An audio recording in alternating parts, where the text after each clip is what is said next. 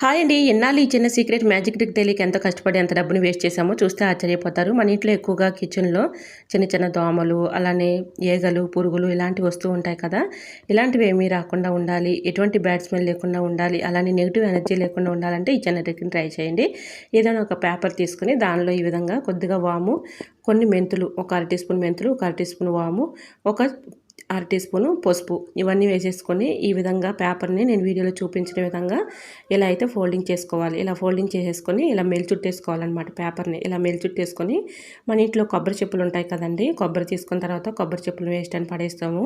ఆ కొబ్బరి చెప్పుని తీసుకొని ఈ విధంగా ఇది అందులో వేసేసుకొని దీనిపైన కొద్దిగా ఆయిల్ కానీ నెయ్యి కానీ వేసేసి ఈ విధంగా వెలిగించామనుకోండి చక్కగా వెలుగుతుందనమాట.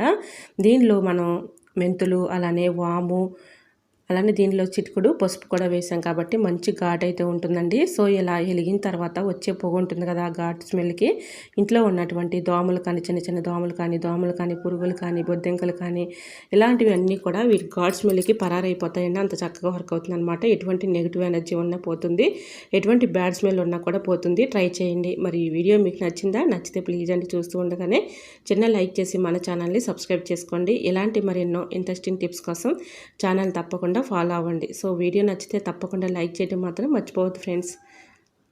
Thanks for watching.